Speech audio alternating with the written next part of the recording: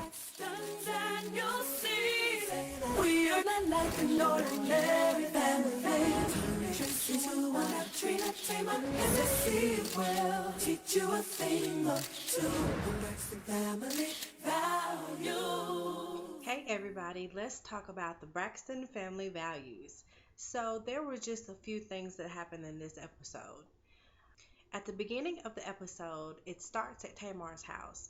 And from last week, you know that they invited a medium in to help explain what was going on with angels in her house and spirits and all of that stuff.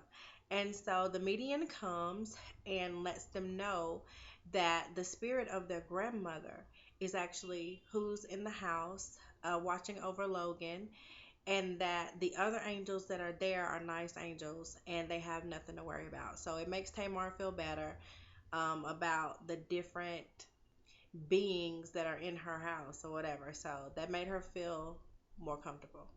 Then we find out that Trina has a stalker. So this guy came into Bar Chicks and he told the patrons that he was her cousin, and he sat there and waited for her. And then, once Trina saw him, she was like, "That's not my cousin. I'm not kin to him." And they asked him what, he really wanted, and he really wanted Trina to help him with his music career. Now, I find that hilarious because, no shade, but Trina is not exactly the one that you should go to if you're trying to do something in the music industry. Why not go for Tony Braxton or Tamar Braxton or someone like that? Hell, even Tracy. You know what I mean? But Trina? Okay, well, whatever. So, anywho, he leaves or whatever, but he comes back the next day. So Trina's talking to Towanda about it, and Towanda was like, "Why you ain't called the police?" And I was thinking the same thing, like, this guy keeps showing up, and you keep letting him in. What are y'all doing? So Trina decides that she wants to try to get a gun, and Towanda is absolutely against it. They act as if Tracy is accident prone. And, Trina gets all in her feelings and she's like, "I'm tired of my sisters, talking bad about me and making me feel like I'm a child and I can't do things. I can get a gun, I can handle a gun."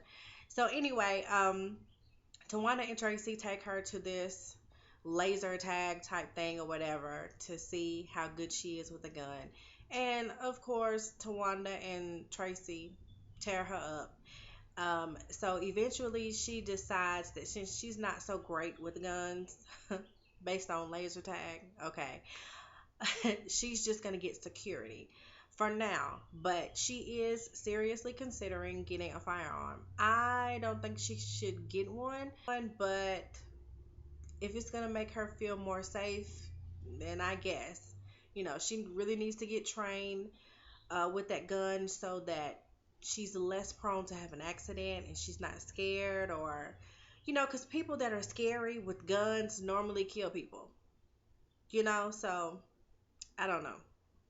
Also in this episode, Tracy gives a speech for a foundation, and she gets really nervous before she gets out there to give the speech. Of course, it's Tracy, right? And Miss Evelyn is there also. And before she goes and takes the stage, she's having a conversation with her mom about the hysterectomy that she's about to have.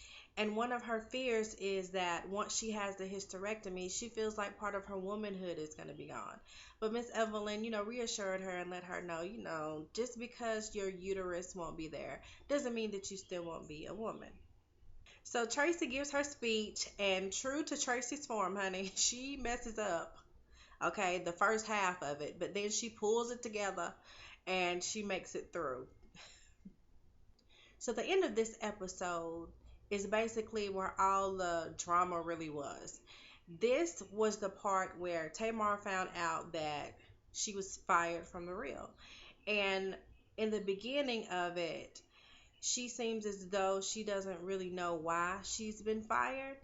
She says that one of the reasons that the executives said that she was getting terminated was because she wasn't getting along with the other girls, which threw her for a loop because she thought that they were all cool. I thought that they were all cool too. I mean, that's just how it seemed on the show, right? So Tony is there and she's comforting her and giving her words of wisdom and, just trying to reassure her that everything was going to be okay. And yeah, and I know this is probably wrong to say, but it really annoys me when somebody is crying like Tamar was, but it ain't no tears coming out of her eyes. How you crying and how you that broke up about something, but a tear ain't even fell out your eye though? Now, I'm not a crying person, but if I'm hurt and I'm upset or I'm extremely happy, I feel this, big surge of emotion or whatever the case may be, tears come out. Now, I don't just bawl and I can't control the stream of tears that's coming out, but normally when you're really upset about something, tears come out. Like at least one little trickle of a tear. I didn't even see that. Maybe one little tear came out. I don't know. But it's just like she did a lot of sobbing. I don't know. I'm not trying to tell nobody how they should grieve or, be upset or whatever, but it just seemed staged, I guess, is what I'm trying to say. And whatever.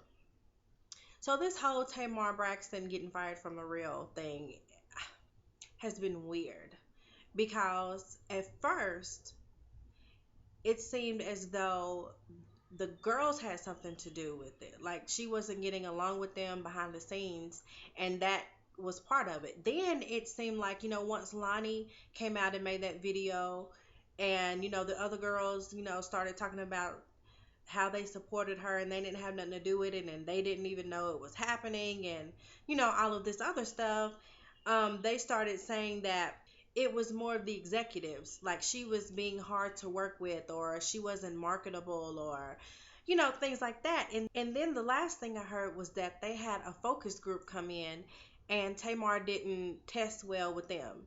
But my question is this: who were the people that was in this focus group? Because at the end of the day, the whole reason why the real worked was because they were appealing to a different demographic. The same people that tune in to the View and the Talk and things like that. It's not the same demographic that the real is trying to reach.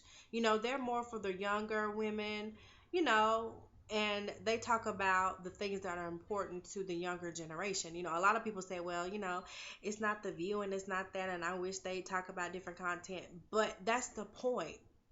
That's the point. If they talk about the same content that the other shows are talking about, then what makes them different?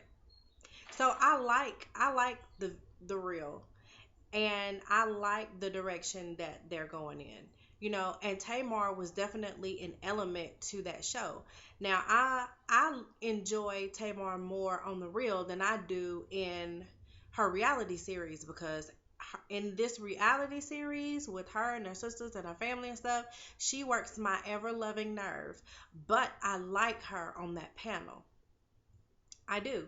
Now, at first I thought, well, if Tamar is being a diva, like she be with her family, to the girls on set and to the executive at the real, then okay, I understand where they're coming from, because that's too much. But if it's simply because somebody don't like her no more, or they don't, here, let me just say this. Tamar does the eye rolling, neck snapping, um, gay lingo stuff. That's Tamar, right? But that's what y'all hired her for. Like, y'all knew who she was before she got hired. So what's the problem now? And what you mean she didn't test well? With who? Now, I don't have a problem with Tamar's actions on the real. She gives a different perspective. Now, I may not always agree with what she says, but still, I think she's needed on the show.